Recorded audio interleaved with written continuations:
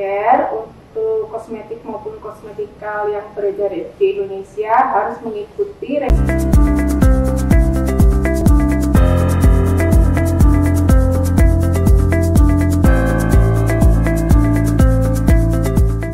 Assalamualaikum warahmatullahi wabarakatuh. Selamat siang, salam sehat. Senang sekali saya Letu Laut Kesehatan Wanita, Bunga Amelia, bisa menyapa Anda semua pada podcast Bisa Sehat, bincang santai seputar kesehatan. Seperti yang kita ketahui, pandemi COVID-19 membawa banyak sekali permasalahan, khususnya bagi tenaga kesehatan. Sebagai garda terdepan, tenaga kesehatan sangat rentan sekali terhadap kondisi kulit karena penggunaan APD yang berlebihan. Nah, sahabat RSNC di rumah, tema kita kali ini yaitu menjaga kesehatan kulit di masa pandemi COVID-19. Dan saat ini telah hadir bersama kita seorang narasumber yang sangat cantik. Beliau adalah seorang koal sekaligus seorang dokter spesialis kulit kelamin. Mari kita sapa beliau terlebih dahulu.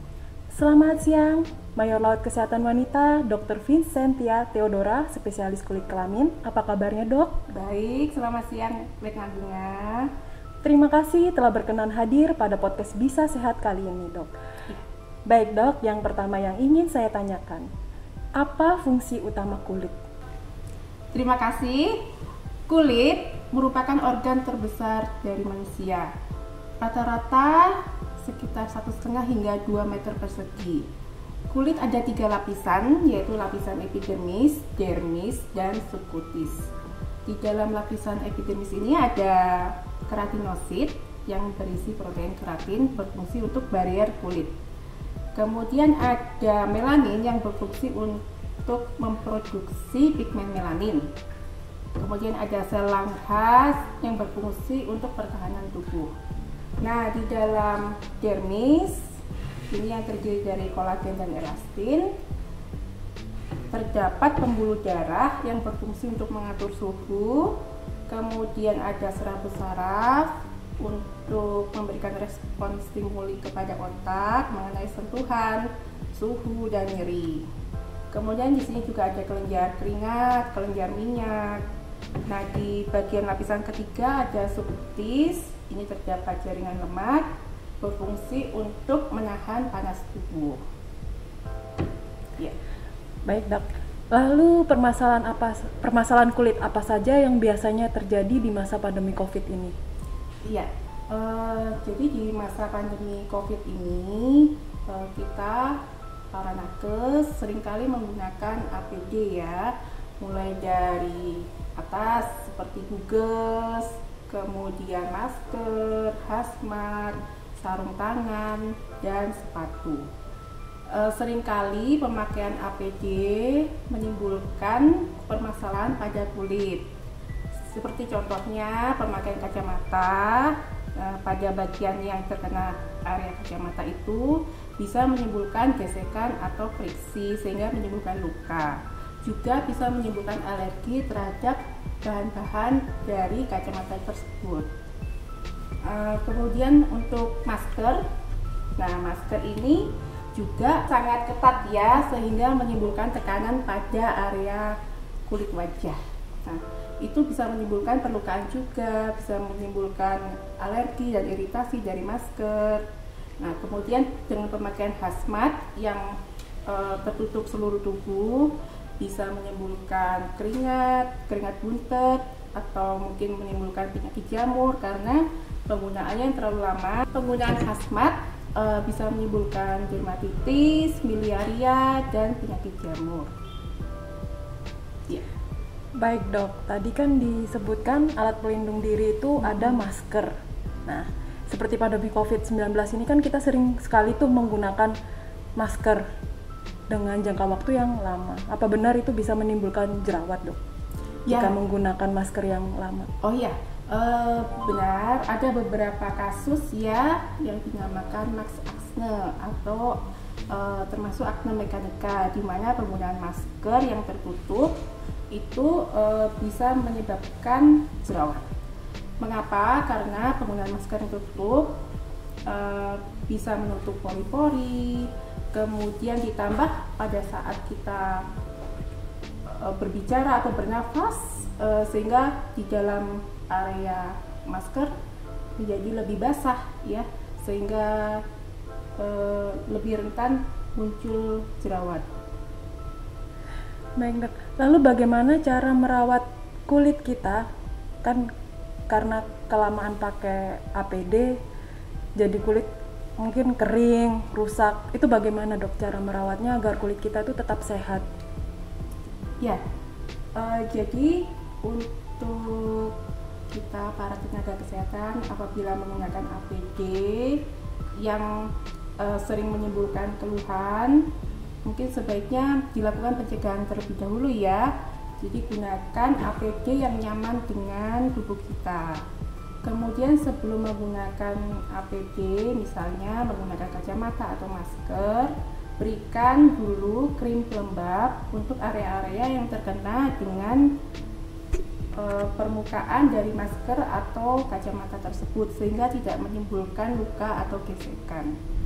Kemudian untuk penggunaan hazmat, apabila memiliki alergi atau iritasi, mungkin sebaiknya harus menggunakan atau mencari bahan-bahan yang tidak menimbulkan alergi atau iritasi.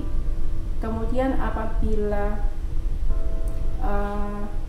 sering kita membersihkan atau cuci tangan, itu ya, setelah mencuci tangan sebaiknya diberikan krim pelembab agar permukaan tangan tidak kering. Baik dok, selain penggunaan masker, kita juga sering menggunakan hand sanitizer. Nah, karena terlalu sering menggunakan hand sanitizer juga, tangan itu menjadi gatal dok. Lalu bagaimana cara mengatasinya? Baik, banyak sekali kasus-kasus penggunaan hand sanitizer maupun sabun yang berlebihan, sehingga tangan kita menjadi gatal, kemerahan, iritasi. Sebaiknya memang harus di stop penggunaannya. Disarankan untuk menggunakan sabun yang lebih ringan agar tidak menimbulkan alergi atau iritasi. Kemudian bisa setelah mencuci tangan, sebaiknya menggunakan krim pelembab untuk mempertahankan permukaan kulit agar tidak kering. Sabun yang ringan itu maksudnya seperti sabun bayi, dok? Ya, bisa seperti itu contohnya. Jadi sabun yang ringan yang tidak menimbulkan alergi atau iritasi bila digunakan berkali-kali. Selanjutnya dok, mungkin bisa disebutkan, kan jenis skincare itu banyak sekali. Mungkin bisa disebutkan dok jenis-jenis skincare. Mengenai skincare, perawatan dengan skincare itu adalah upaya untuk menjaga kesehatan dan mempertahankan kulit dengan cara proteksi, prevensi, membersihkan dan melembabkan, dan dilakukan secara terus-menerus. Nah, perawatan skincare itu kita kenal ada dua jenis. Yang pertama berupa produk kosmetik dan yang kedua adalah kosmetikal. Bedanya apa? Kalau kosmetik itu jadi produk oles yang digunakan untuk kulit yang tidak mempengaruhi struktur dan fungsi kulit. Sedangkan kalau kosmetikal itu terdiri dari kosmetik dan obat. Jadi ada bahan-bahan yang mempengaruhi fungsi dan struktur kulit. Selanjutnya dok, bagaimana cara memilih skincare yang aman untuk kulit kita dan berapa lama waktu yang dibutuhkan untuk menggunakan skincare tersebut? Baik, untuk skincare yang tadi kita kenal dengan kosmetik, kita bisa menggunakan dalam jangka waktu lama karena itu tidak mempengaruhi fungsi dan struktur kulit. Namun skincare yang mengandung obat itu harus dengan resep dokter. Jadi terlebih dahulu harus dikonsultasikan kepada dokter, kemudian dokter akan memberikan produk skincare dan akan menyampaikan berapa lama akan digunakannya. mengenai keamanan produk skincare untuk kosmetik maupun kosmetikal yang beredar di Indonesia harus mengikuti regulasi yang berada di Indonesia dengan tujuan agar memberikan keamanan bagi masyarakat umum. Nah, kita bisa melihat produk tersebut. Yang pertama dari kemasannya, kemudian dari labelnya seperti nama, komposisi, cara menggunakan. Kemudian jangan lupa izin edarnya juga harus dilihat ya. Dan kemudian untuk kadaluarsanya untuk dilihat tanggal masa berlakunya. Baik dok, setelah menggunakan skincare, wajah menjadi jerawatan. Apakah itu bisa dikatakan kulit kita tidak cocok dengan skincare tersebut? Dok? Iya, terima kasih Lena Bunga. Jadi untuk jerawat itu penyebabnya multifaktorial, bisa karena usia, jenis kelamin, ras, kemudian faktor iklim, faktor stres, faktor hormonal, dan juga produk kosmetik. Penggunaan kosmetik yang tebal dan berganti-ganti merupakan faktor risiko terjadinya jerawat. Nah, kosmetik yang menimbulkan jerawat berarti kosmetik tersebut mengandung bahan yang bersifat kometogenik dan aktogenik sehingga meningkatkan produksi sebum yang berlebihan. Untuk itu, bila menggunakan kosmetik kemudian timbul jerawat, sebaiknya di stop dan dikonsultasikan kepada dokter. Baik dok, di skincare ada namanya krim pemutih. Apakah krim pemutih itu berbahaya dok?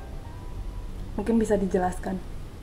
Ya, banyak sekali produk-produk di pasaran mengenai pemutih ya, Krim pemutih kulit. Perempuan mana sih yang ingin putih gitu ya? Ya pada dasarnya wanita Indonesia kulitnya adalah sawo matang.